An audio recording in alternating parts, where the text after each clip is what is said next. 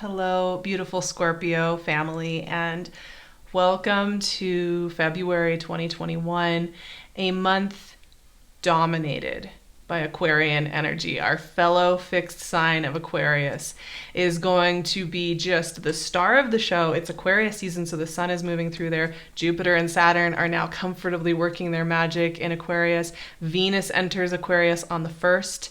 We have a new moon in Aquarius, and we have a Mercury retrograde in Aquarius. So the first 3 weeks of this month are pretty much all about Aquarius energy in a way that we haven't seen in a very, very long time.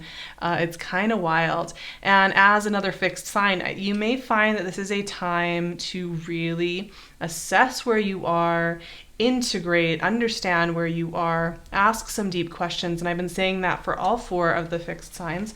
So you're not alone. You have a whole family of fixed signs that will be doing this work.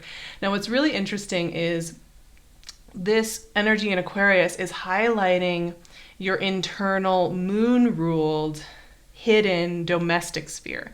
You know, how you self-mother, how you self-nurture, how magic is created from behind the scenes, not just as a front or as the thing that's on the surface, right? And so the first 3 weeks of this month, with all of this Mercury retrograde action having us review and revisit and renew, having Venus there, having a new moon there, and then all the Sun, Jupiter, Saturn energy, which will be working with us for a while. This is going to be a time to really utilize your inner magic. Utilize the subtlety from within, the subtlety from how we self-mother, how we self-nourish, how we come to find empowerment from that space, as a way to actually propel us forward. This is also a month with this Mercury retrograde. It's about non-linear thinking. It's about getting into much more of that slight disorientation of doing things even backwards, doing things in different orders, doing things circularly, which sometimes can frustrate our forward-thinking minds, right? Because we want to say it's 2021, this is the second month, we're ready to go. Like let's get into the next season of life. Let's make everything happen. And I was thinking about the fact that you all are having so much action happening in the mysterious 4th house. And, you know, this is energy that's very aligned with water energy like Scorpio. And actually is one of your skill sets. I don't really worry too much about you here because I think that this is going to be energy that works well with you and helps you kind of connect in with how you want to move forward. And of course, as we get later in the month, the energy is going to get more and more supportive of you because we're going to have Venus and the Sun moving into Pisces. We're going to have a Virgo full moon at the very end of the month, which are all going to kind of flow with you a little bit more easily. So we start the month off with some deep questioning, some deep medicine, and we end the month with a little bit more flow. So it's an interesting month of exploration for all, I think. I also want to say that as this month unfolds, the way will get easier to see. It may feel somewhat Ace of Swords. Love it. Clarity, actually. It may feel as though you can't quite see how it's all going to convalesce or like coalesce. Not convalesce. Also, hopefully convalesce, but coalesce, how it's going to meld and mix together. I also really just want to emphasize that this month for you especially is a great time to practice into, 2 cards wanted to come out, 2 of Wands and 9 of Wands. Very interesting. Okay. This is a great time to utilize the work that we do behind the scenes in our energy, in our intimate spaces is actually where we do the first work that leads to, and 4 of Pentacles. It's a month of integration. Let's just call it like it is. This is a month of integration. This is a month of assessment. This is a month of calibration.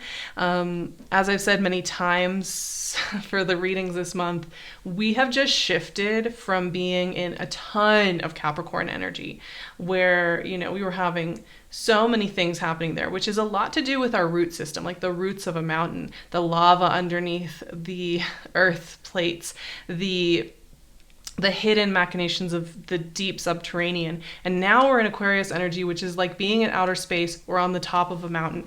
There's a completely different, air quality. There is a completely different light quality. It is not something to just, ta-da, we're all adjusting. And so this month with this Mercury retrograde is really giving us a chance to do just that, to really assess where we are now, to work with who we are right now, what we really desire right now, not to worry about the past too much, not to overanalyze mistakes we've made and all of that, but to kind of just come here now and help ourselves soften and open up to what this year is going to be, and not brace ourselves, but open. And I think for you in this 4th house, this is a lot of where the magic is going to be happening in 2021 for you. So we start right away, you guys, with some breakthroughs. Right? Ace of Swords and Two of Wands are two of the most forward-thinking energies you can have, right? You're getting clarity. You're cutting through into, maybe you are getting the messages you need. You're getting the answers you need. You're getting the insight you've been needing. Maybe this winter or summer, for some of you, has been a time of a lot of questioning, growing questions, not knowing. The Ace of Swords brings about a sense of knowing, a sense of clarity, a sense of confirmation. And the Two of Wands also is an allusion to bigger adventures ahead. They aren't things that will be happening in February itself, right? It's not going to be stuff that you're going to be taking on right this second, but it's stuff that you are starting to engage with. It may be coming to you in dreams. It may be coming to you in conversations about the future. It may be coming to you as you are preparing things or making shifts in this integration time. And once again, Mercury retrogrades take us out of the linear mindset, right? And so sometimes we can get really strong visitations from things about our future that don't seem like they're applicable to the day that we're in or the month that we're in, things that we can't possibly tackle in this day, and yet we are feeling energetically connected to that outgrowth and to that path. And I think this month is visionary in that way, as long as you're willing to look in first rather than looking out first. Right? And so, and especially for Scorpio, I think that's true. So your inner vision is going to be very expansive and very free, and it's going to show you a lot of new horizons. Things that aren't here in February, but they are here because energetically you're living them. And that's always a fun territory to explore, I think. One other thing to keep in mind with this Ace of Swords, Mercury retrograde, especially in an air sign, it can be a little bit more challenging to get what we mean across and how we want to say it and how we receive messages. And the Ace of Swords can be a little harsh, a little cutting at times, right? So just also keep in mind that if there are, just to take your time, don't overreact. If there are harsh words or miscommunications, things do get clearer as the month progresses. And so Ace of Swords in general is a really beautiful energy, but it cuts both ways. So it's intense energy to work with, actually.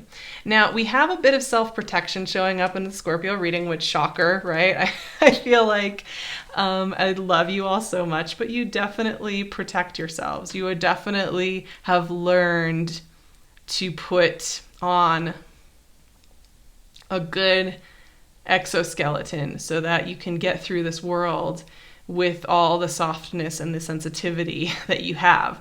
So it's not that surprising that we have the Nine of Wands and the Four of Pentacles. Now, I kind of like these cards because these guys tend to show up when we are growing. They're kind of the guards that they want you to be physically safe and they want you to be practically safe, right? So they are very conservative. They want to conserve what they have, right? So they don't really want to be taking risks, believing that there's going to be good new things ahead. They're basing all of their experiences on old stressful things that have happened, and this can even be intergenerational sometimes.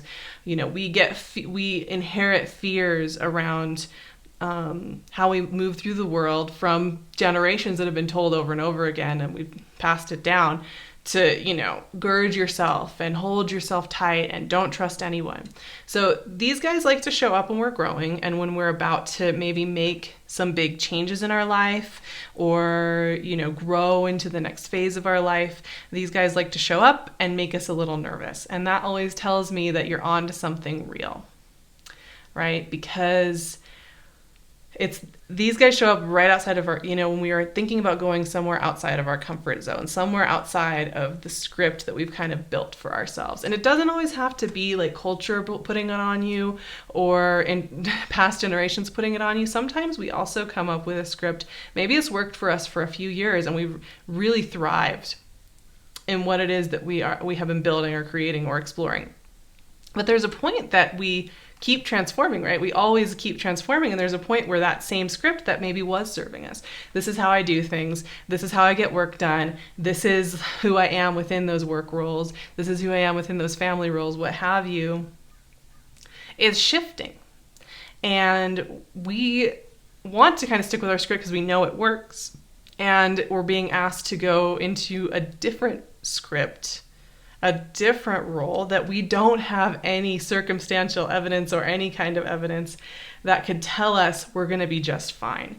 So when these guys come up, mostly you just want to take a moment to acknowledge that they are here and they want a little bit of attention. Also, this is where I think February is such a useful month because it allows us to realize, to really come to a deeper understanding of how much we have changed and how much is ahead in 2021, and sit with the part of ourselves that's a little bit wary, the part of ourselves that's maybe exhausted from 2020 or isn't quite sure how to move forward. February gives us the gift of taking us out of linear pushing time into some more soulful integration, especially for the fixed signs. So I love seeing this. I'm going to pull one final card from my Animal Totem Tarot because I love this deck and it just gives like a little bit of a different flavor. I pull it out a few times a year and this seemed like the appropriate month for the Animal Totem Tarot. And see what animal friend we're going to have today in our conversation. 5 of Swords. What do you call the armadillo? Armadillo. Ooh, I'm very, very curious to see what the 5 of Swords says. I'm just trying to find it in my book because it takes me a while. I don't know why, it just does. Oh, here we go. Okay. Echidna. I thought it was an armadillo, but it's an echidna. I don't even know if I'm saying that right. Okay, 5 of Swords. Here's the message.